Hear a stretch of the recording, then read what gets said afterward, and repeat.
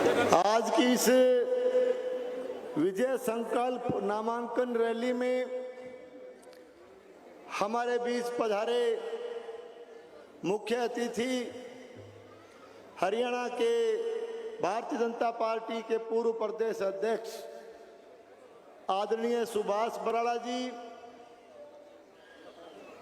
पूर्व विधायक सुखविंदर मांडी जी,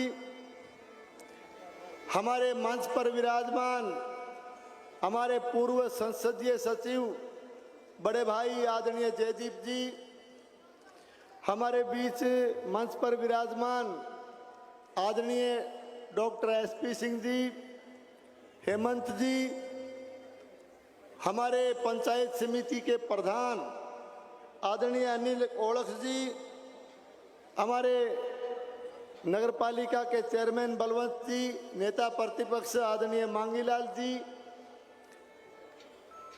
और हमारे मंच पे विराजमान सभी सम्मानित साथीगण, आदरणीय मेरे छोटे भाई अशोक सैनी जी, आदरणीय रामकिशन बाकर जी, हमारे पूर्व प्रधान भाई अमर सिंह जी और सभी सम्मानित, मैं समय के अभाव में सबका नाम नहीं ले पाऊंगा तो माफ करेंगे।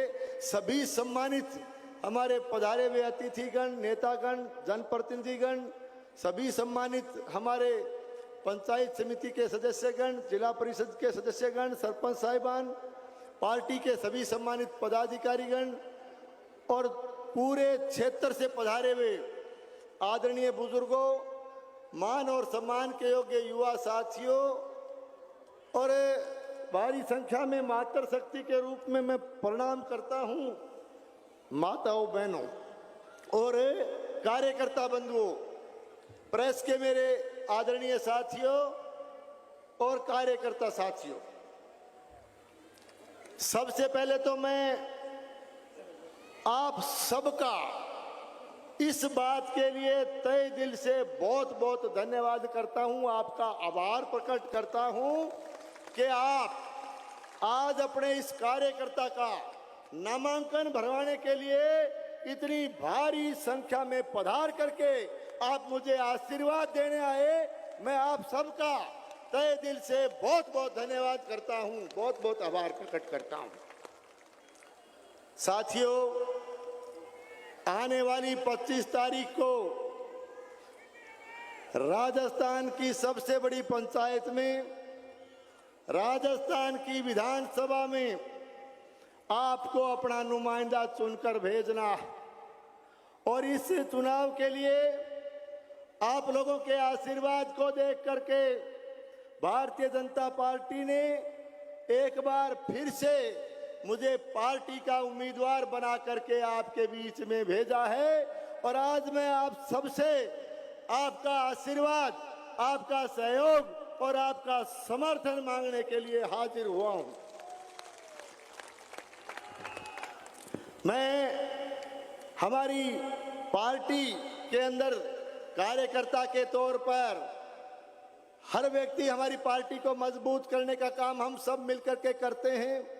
हालांकि टिकट मांगने में कई साथी हम टिकट मांग रहे थे, हमने सबने पहले ही ये निर्णय ले लिया था कि पार्टी जिसे भी उम्मीदवार बनाएगी सब एकजुट होकर के चुनाव लड़ेंगे। और मैं आज धन्यवाद देना चाहूंगा हमारे बड़े भाई जयदीप जी डूडी साहब को, हमारे यहाँ के प्रशासनिक अधिकारी रहे डॉक्टर एसपी सिंह साहब को और युवा नेता, युवा चेहरे के रूप में हेमंत जी को और सब जो टिकट मांगने वाले थे सबका, कि इन्होंने एक तरह से कार्यकर्ताओं को इकट्ठा करके ये निवेदन करने का काम किया कि कुछ भी हो भादरा में कमल का फूल जीतना चाहिए।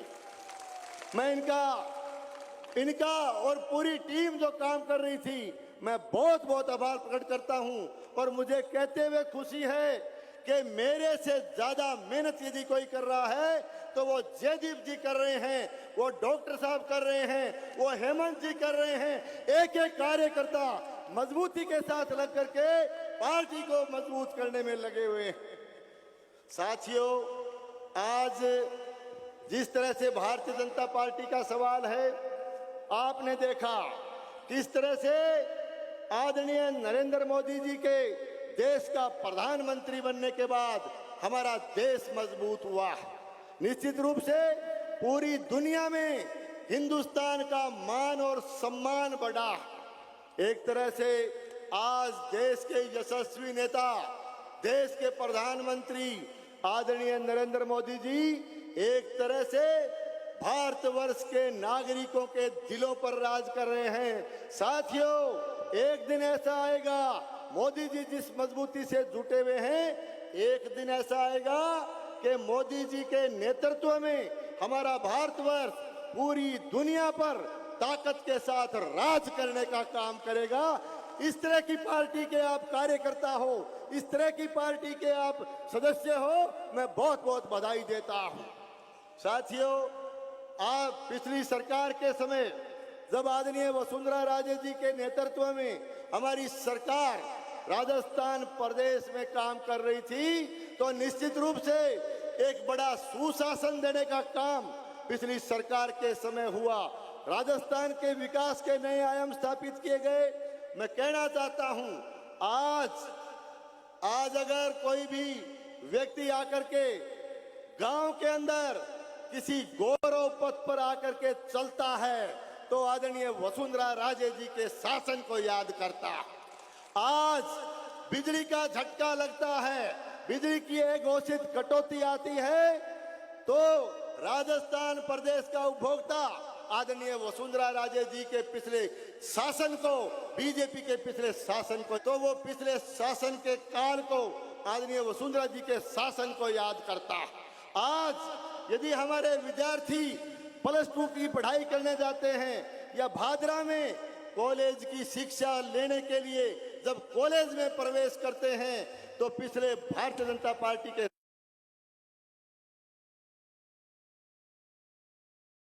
भारत से दूर दराज के इलाके से गोगा जी के पवित्र धाम पर गोगा मेड़ी में आकर के जब माथा टेकने आते हैं, मंदिर में प्रवेश करते हैं तो वसुंधरा राजे जी की पिछली सरकार को याद करते हैं।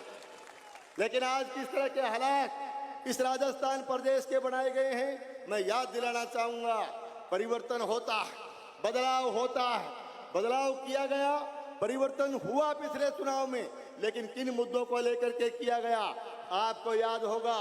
कांग्रेस के नेताओं ने राजस्थान प्रदेश के नागरिकों से, राजस्थान प्रदेश के किसानों से ये वादा किया था और ये वादा न केवल स्थानीय नेताओं ने बल्कि तत्कालीन कांग्रेस के राष्ट्रीय अध्यक्ष आदरणीय राहुल गांधी जी ने राजस्थान की धरा पर आकर के कहा था कि 10 दिन के भीतर भीतर राजस्थान के किसान का बनने वाली कांग्रेस की सरकार संपूर्ण कर्जा माफ करने का काम करेगी। और इसके साथ साथ नौजवान बेरोजगार के साथ वादा किया गया कि आप लोग कांग्रेस की सरकार बनाइए, आपको नौकरी लगने तक बेरोजगारी भत्ता देने का काम किया जाएगा।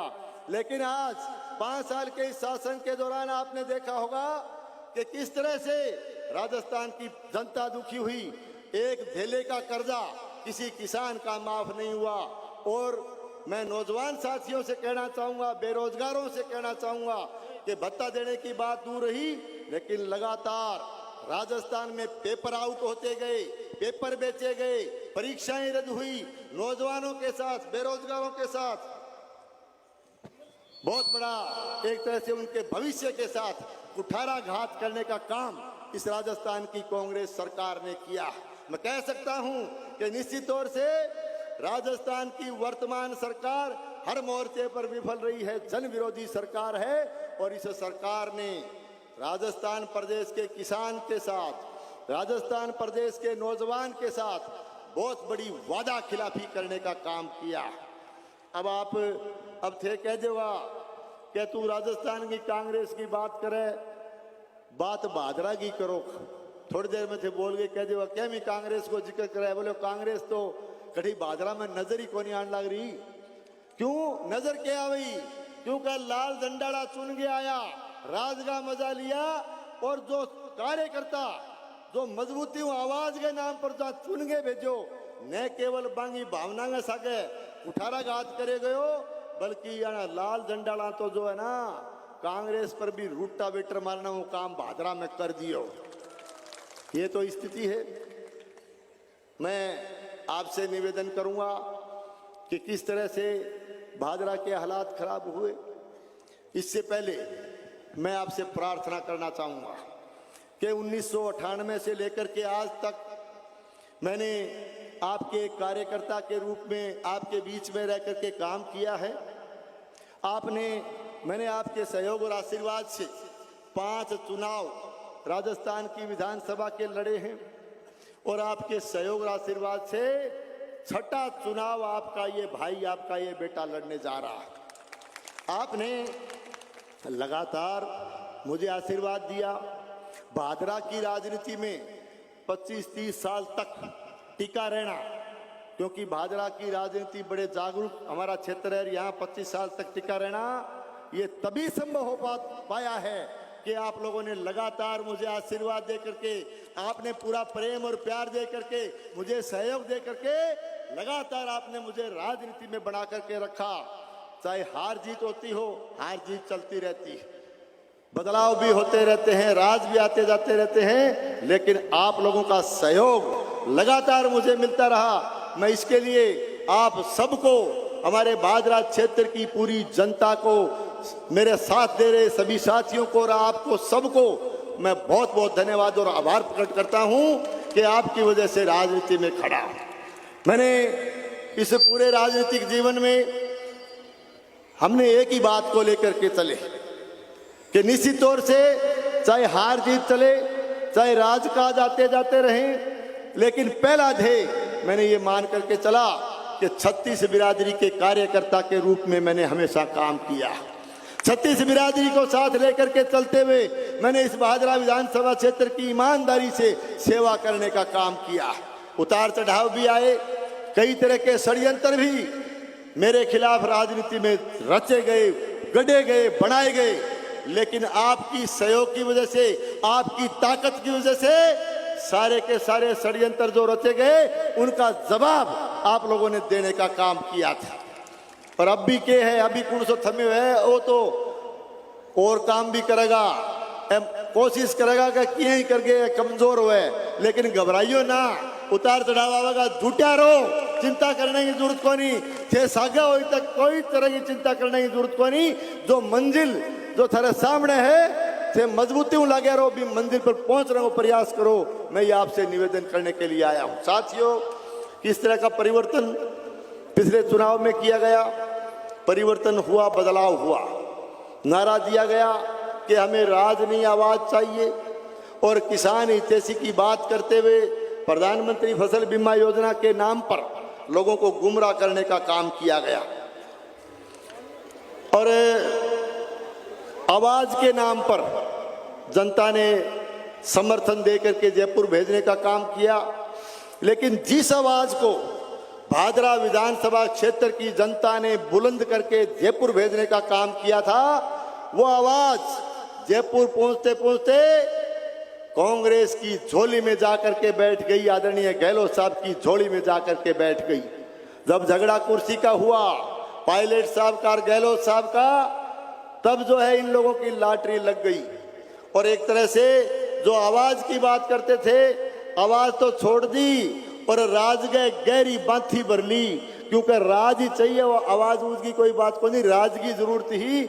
और फिर आ गयो टाइम, राज को आशीर्वाद मिलो, और एक मुख्यमंत्री जी पूरा आशीर्वाद दे कह दियो कि भाई वो कह वो काम होना चाहिए, और जो कलेक्टर एसपी तक कह दियो कह दियो, दिन कह तो थे दिन कहियो, और रात कह तो थे रात कहियो, और वो जो वो कह वो काम होना चाहिए। इतनी बड़ी ताकत आ गई तो बिना बात लोग उम्मीद करी कि जो है ना अब काम होगा। लेकिन राज के नशे में आकर के मैं कहना चाहता हूं कि इस लाल झंडे वाले जनप्रतिनिधि ने राज का दबाव बना करके, राज के नशे में आकर के लोगों को तंग और परेशान करने का काम किया।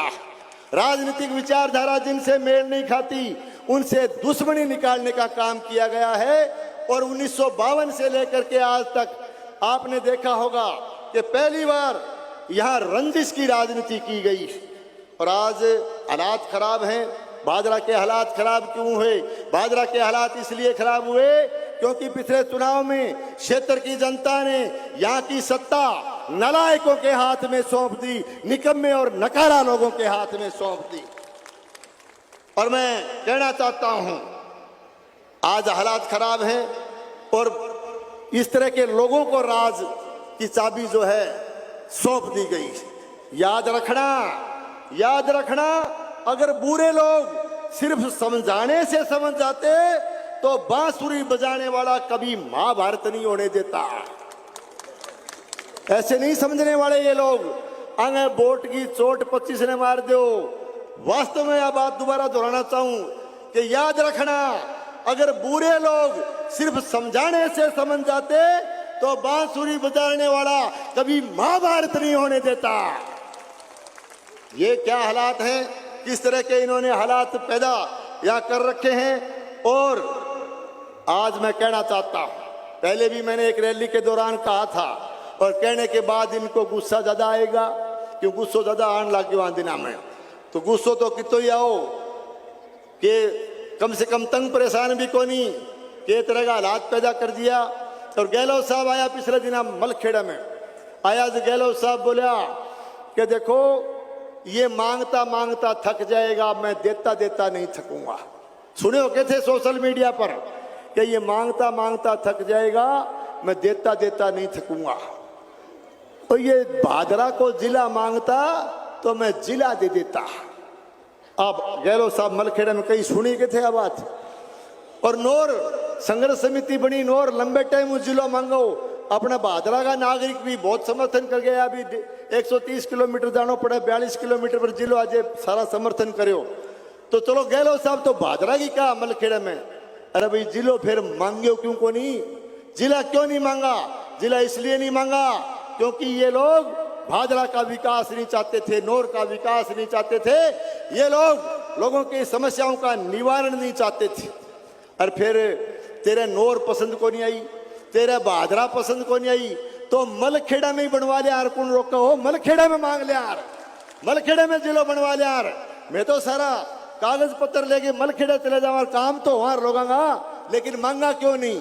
और फिर एक बात और कहना चाहूं, बेन दिन भी कह जा रहे कि जी भूल गयो, मैं आज ही अब मांगू थे, मैंने आज दे दो।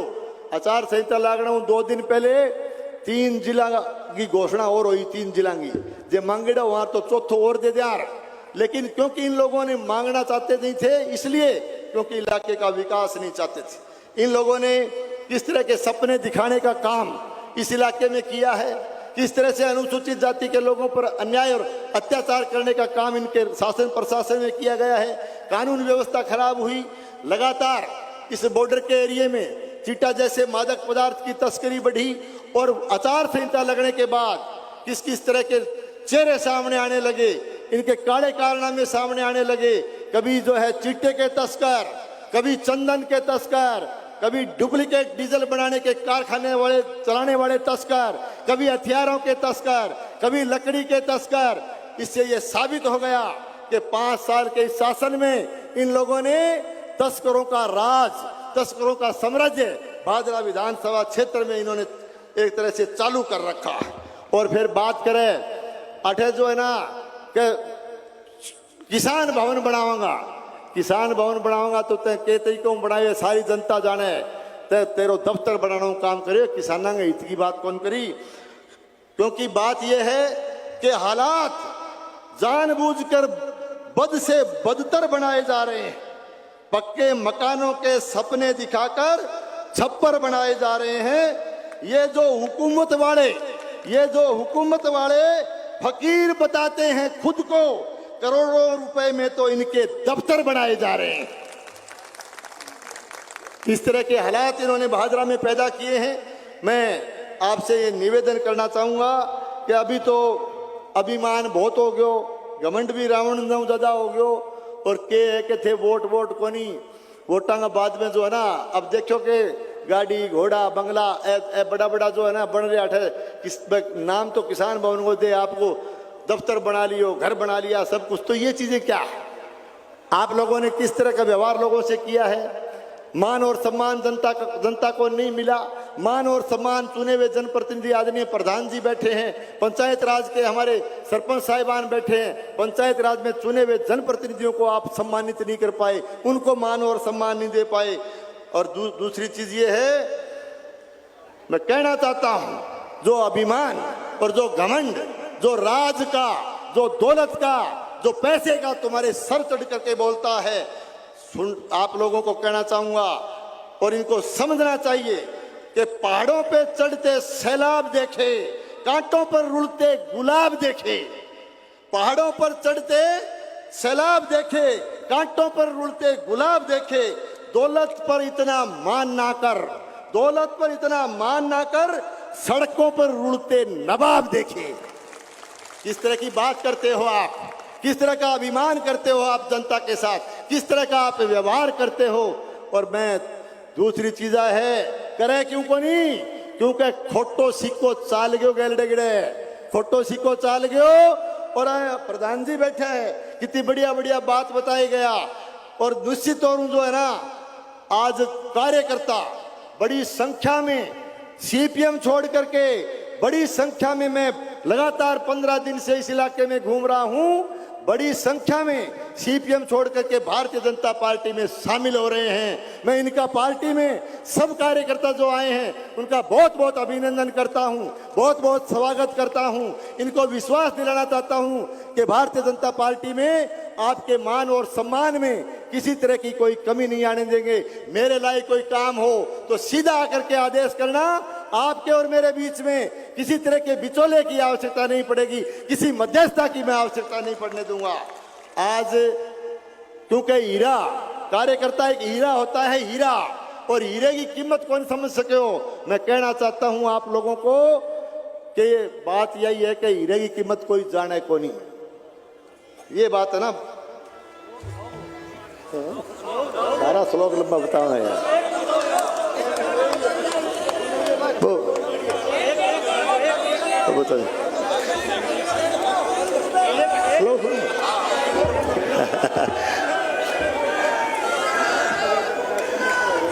चढ़ते सूरज ढलते देखे, चढ़ते सूरज ढलते देखे, जलते बुझते दीवे बढ़ते देखे, चढ़ते सूरज ढलते देखे, बुझते दीवे बढ़ते देखे, हीरे दा कोई मोल ना जाने, खोटे सिक्के चलते देखे। ये हालात है, क्यों खोटो सिक्को चाल गयो और हीरे वर्गा कार्यकर्ता मांगी तक कीमत कौन जानी। आज वो लोग भारतीय जनता पार्टी को मजबूत करेंगे, हम उनकी कीमत को समझेंगे, हम उनके मान और सम्मान को समझेंगे। साथियों, मैं थाने ज्यादा बहुत गर्मी होगी थे, बहुत देर परेशान हो। एक बात मेरी सुनियो, अभी नामांकन पत्र दाखिल करने जाऊंगा, 12 भी बहुत साथी खड़ा है, 8 भी थे सारा साथी हो। मेरी हाथ जोड़ के प्रार्थना है कि आधी घंटा को समय और दे दियो थे, सारा एसडीएम कार्यालय तक जुलूस के रूप में मेरे संग चालियो। हाथ खड़े करके बताओ चालोगा कौन चालो, सारा चालियो। तो बहुत लोग बाहर खड़े हैं, बहुत साथी बाहर खड़े हैं, उनसे भी कहना चाहता हूं कि एक मिनट बैठो, आप सब लोग चलेंगे। और जो एक बात कह कि मैं बात पूरी करूंगा, कोई जो मलखेड़ा को आइडो है ना, चलो छोड़ो फिर। अभी अपने सारे के सारे अपने साथ चलेंगे, सारे के सारे अपने साथ चलेंगे। आप लोग चल